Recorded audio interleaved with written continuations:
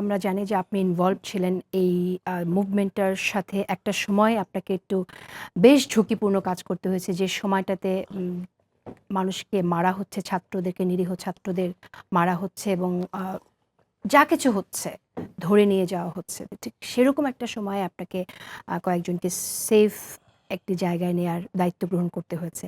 একটু যদি আমাদের বলেন যে আপনি কিভাবে কানেক্টেড হলেন এবং এই এক্সপেরিয়েন্সটা, এই ভয়াবহ এক্সপেরিয়েন্সটা যদি শেয়ার করেন? রাইট, ধন্যবাদ আপনাদের সকলকে। আমি মনে করি যে প্রথমত আমার কাছে কি এই ঝুঁকিপূর্ণ অবস্থানটা ওই দিনই প্রথম ছিল, যখন আমি মূলত চারজন ছাত্রনেতাকে একটা বাড়ি থেকে নিয়ে একটা জায়গায় সেফ লোকেশনে পৌঁছে দেওয়া, বা সেফ লোকেশন থেকে। না, আপনি মানবাধিকার কর্মী হিসেবে দীর্ঘদিন ধরে কাজ করছেন, সেটা ঠিক রাইট, আছে। কিন্তু গণঅভ্যুত্থানের এই টাইমটাতে আপনার জুলাই মাসের গণঅভ্যুত্থানের আমি মাঝে ঘটনাটা নিয়ে জুলাইয়ে বলছি। আসলে আমার এঙ্গেজমেন্ট প্রায় প্রথম 4 তারিখ 5 তারিখ থেকেই হয়। ঢাকার বাইরে থেকে একটা বড় অংশের আহ, একটা পার্টিকুলার রাজনৈতিক দলের কর্মীরা আসেন। তারা আসলে আমার তত্ত্বাবধানে একটা জায়গায় ছিলেন। এটা জুলাই মাসের 5 তারিখের আন্দোলনের একদিন আগে, 4ই জুলাই থেকেই। এখন তার পরবর্তীতে আমার সাথে যখন পার্টিকুলারলি হান্নান মাসুদ, মাহিন সরকার, রিফাত রশিদ এবং তাদের আরেকজন বন্ধু জাহাঙ্গীরনগর বিশ্ববিদ্যালয়ে ছাত্রদলের জিশান, আমরা তখন অবশ্য ছাত্রদলের জিশান উনি, এটা আমরা জানতাম না, কিন্তু মূলত আমরা তাদের কথাবার্তা পলিটিক্যাল ওরিয়েন্টেশনে মোটামুটি বুঝতে পেরেছিলাম হান্নান মাসুদ এবং জিশান এবং ভালো বন্ধু, মাহিন সরকার এবং রিফাত রশিদ তারাও ভালো বন্ধু, এবং সবাই চারজন একসাথে আছেন। তো ওই দিনটাতে আসলে মূলত কি হয়েছিল, আসলে আমি প্রথমেই যখন তারা সেফ লোকেশনে প্রথম দিন যখন গণস্বাস্থ্য হাসপাতাল থেকে বের হয়ে এক রকমের লুকোচুরি খেলার মধ্য দিয়ে গোয়েন্দা বাহিনী এবং আইনশৃঙ্খলা বাহিনীদের তারা খেয়ে তারা যেরকম অ্যাম্বুলেন্স নিয়ে একটা পার্টিকুলার এম্বাসির সামনে এসে হাজির হন, ঠিক সেই মুহূর্তটা আমি জানি না, কিন্তু তার ঘন্টা দেড়েক দুয়েক পর থেকে আমি জানি। কেননা ওই ফোনটা আমাদের যে গ্রুপের বন্ধুরা ছিলেন তারা মূলত 10টা 11 মিনিটের দিকে জানি, এবং 10-11টার মাঝে আমার বন্ধুরা এবং আমরা মিলে মূলত তাদের একটা সেফ লোকেশনে আমরা দিতে পারি, প্রায় ঘন্টাখানেকেরও কিছু কম সময়, প্রায় 49 মিনিটের মধ্যে। তো এখন যেটা হলো যে আমি যখন জানলাম সেটা জেনেছিলাম আসলে তারও ঘন্টা দুয়েক পরে, রাত্র 2টোর দিকে বা 1টা 1:30টার দিকে, এরকম 1:30টা থেকে 2টোর ভিতরে কোনো একটা সময়। তো সেখানে সেই সময় আর কিছু সাংবাদিক উপরে হামলা হচ্ছিল, আমার সাংবাদিকদের নিয়ে তখন কাজ হচ্ছিল। আমি ব্যাপক তখন কতজন সাংবাদিক উপরে আহত হয়েছে, কয়েকজন মারা গেছেন, তাদেরকে নিয়েও প্রতিবেদন করছিলাম একটা পার্টিকুলার আন্তর্জাতিক সংগঠনের জন্য। তো তারপরে যেটা হলো যে 30 তারিখ যেদিন সকালবেলা আমাকে আসলে আগের দিন 29 তারিখ রাতে ফোন করা হলো যে আপনি একজন, আমাদের এরকম চারজন ছাত্র আছে, আপনার পক্ষে কি সম্ভব কিনা ওই যে চারজন আছে ওদেরকে আসলে একটা সেফ লোকেশন একটা জায়গা থেকে আরেকটা জায়গায় নিতে হবে কিনা। তো আমি প্রথমে একটু ভয় পাইলাম, কিন্তু আমি যেহেতু মানবাধিকার কর্মী, তারা যেহেতু মনে করছেন আমি একটু তাদের বয়সে একটু বড় হতে পারি, তো তারা মনে করলেন যে আমি হয়তো সাহসী লোক, তো সেই দিক থেকে তারা বলছেন। কিন্তু আমি নিজে ভয় পেয়েছি, কিন্তু তারপর আমি স্বীকারোক্তি দিয়েছি যে হ্যাঁ, এটা কোনো সমস্যাই না। কিন্তু যেটা হলো যে যখন পরের দিন সকালবেলা আমি 9:30টার দিকে গাড়ি নিয়ে বের হব, তখন আমি একটু ইতস্ত করছি যে আসলে কিভাবে কি করব। লোকেশনটা খুবই দূরবর্তী লোকেশন, অনেকগুলো এভিনিউ বের হতে হয়। যেমন বনানী থেকে আমাকে পুরন ঢাকায় যেতে হবে, পুরন ঢাকায় সেটা সেই শাঁখারীবাজারের একটু আগে। তো বনানী থেকে শাঁখারীবাজার যেতে হলে আপনি জানেন যে নেভাল হেডকোয়ার্টারের একটা সিচুয়েশন আছে।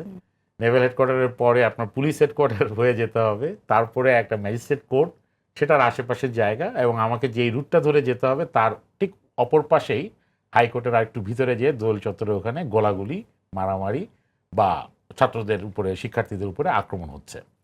তো তারপরে আমি ওটা সাহস করে তখন আমরা এই চারজন কে গাড়িতে করে আমার পিছনে বসলেন এটা হচ্ছে তারা। সেই সময়টায় যখন নাহিদরা ডিবি অফিসে, নাহিদরা তখন ডিবি অফিসে, তখন এবং আপনাদের মাহিন, রিফাত এবং হান্নানরা এখানে ছিল। জি, কাদের ছিলেন না আমাদের সাথে, কাদের আরেকটা সেফ লোকেশন ছিল, যে লোকেশনে আমি পরে এসে জয়েন করি। তো যাই হোক, তো ওই সময়টাতে আমি প্রায় 6টা ঘন্টা আমার যে গাড়ি, আমার যিনি চালক ছিলেন উনি, ওনাকে আমি বন্ধু মনে করি, উনি সহ আমার আমি আসলে সাহসটা ওনার কাছ থেকেই পেয়েছিলাম, সত্যি কথা যেটা। কেননা উনি 17, 18, 19, 20 তারিখে মিরপুরে যে আন্দোলনটা ছিল সেই আন্দোলনে সে নিজেই যুক্ত ছিল, আমিও সেটা পরে জেনেছি।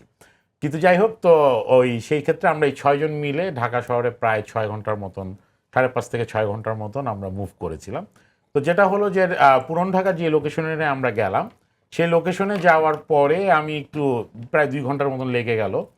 তো আমি ইতস্ত, আবার ওনারাও আসলে কি ঠিক বুঝতেছি না যে আমি তো চিনি না, আমি শুধু রিফাত রশিদকে চিনি, আর বাকিদের সাথে আমার আগে থেকে পরিচয় নাই। রিফাতের সাথে আমার একদিন একটা জায়গায় দেখা হয়েছিল, তো একজন পরিচয় করিয়ে দিচ্ছিল, একজন সাংবাদিক, তো দ্যাটস ইট। এবং সেখানে যেটা হলো যে আমি যখন যাদের কাছে হ্যান্ড ওভার করলাম, যার কাছে পাঠালাম, তার একজন লোক পাঠালেন তার কাছে দিয়ে যাওয়ার জন্য। তো আমি গাড়িতে বসাইছিলাম, আমি গাড়ি থেকে নামি নাই, তারা 4 জন চারদিকে নেমে গেলেন। আমি ওইভাবে বললাম যে আপনারা 4 জন 4 রকমের অ্যাটিটিউড করে একসাথে যেন না, আলাদা আলাদা এবং করে যান। 4 জন একই রকম কাপড় পরেছিল। 4 জন একই রকমের কাপড় পরেছিলেন। আমি একটু জিজ্ঞাসা করলাম এই বোকামিটা কে করলো, আপনাদের সবাইকে একই রকমের ট্রাউজার, একই রকমের ব্যাগ, একই রকমের গেঞ্জি, এটা কে দিল? তো এটা বললো যে যেটা প্রথম লোকেশনে গেছিলাম তারা দিয়েছে। আমি বললাম যে এই লোক তো বুঝে নাই, কেন সিকিউরিটি প্রোটোকলের কিছু প্রোটোকল আছে, মানে সেফটি প্রোটোকলের, বিশেষ করে আমরা তো মানবাধিকার কর্মীদের সেফটি প্রোটোকলটা দরকার। তো এটা বলার পরে তারা চলে গেলেন, কিন্তু আমি হঠাৎ করে আমার মনে হলো যে আমার তো ফোন নাম্বার ওদের কাছে নাই, ওদেরও ফোন নাম্বার আমার কাছে নাই, এবং আমার সাথে শুধু কন্ট্রাক্টের নাম্বার আছে যার সাথে আমার পরিচয় করিয়ে দেওয়ার কথা। আমি পরে গাড়ি থেকে নেমে আমি পিছনে একটু তাকালাম যে এই বাড়িটাতে যেতে হবে, বাড়িটার কালার খুবই সুন্দর, টিয়া রঙের। আচ্ছা। টিয়া রংটা আমার নিজের অত বেশি পছন্দ না, তো যাই হোক। কিন্তু যার পরে দেখার পরে আমার মনে হলো যে এটা ভালো জায়গা হয় নাই। আমি জাস্ট ওদের পিছন পিছন গেলাম, ওনাদের পিছন পরে পিছন। ওরা ওখানে থাকলো না আর কি, থাকতে না, ওনারা পারলো না থাকেন নাই। সিদ্ধান্ত, আমি এবং 6 তলা বেয়ে বেয়ে উঠে এখান থেকে পরে আপনারা দেখলাম যে ওনারা নিজেরাই চিন্তিত হয়ে পড়েছেন, যেখানে এসেছেন এরকম একটা ওপেন স্পেস। ওখান থেকে আমি তারপরে তাদেরকে নিয়ে মিরপুর ডিওএইচএস DHS এর একটা জায়গায় নিয়ে রাখলাম, এবং সেখানে তখন রাখার পরবর্তীতে তারা ওখানে সম্ভবত 3 দিন থাকলেন।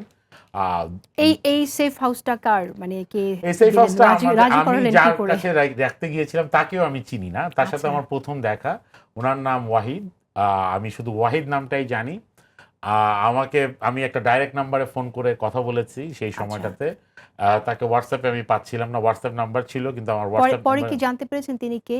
তিনি একজন ওয়াহিদ, এবং তিনি আসলে একজন অবশ্যই। ব্যবসায়ী। আচ্ছা। এবং এখন আমি পরবর্তীতে তিনি জেনেছি জাহাঙ্গীরনগর, ওখানে বসেই আমি জেনেছিলাম ওনার ওখানে যাওয়ার পরে যে উনি জাহাঙ্গীরনগর বিশ্ববিদ্যালয়ে একসময় শিক্ষার্থী ছিলেন।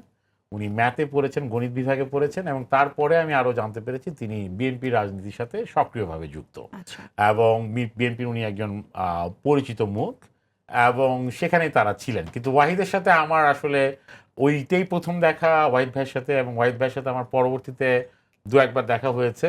আন্দোলনের পরে একবার মনে হয় দেখা হয়েছে, বা 2 বার দেখা হয়েছে।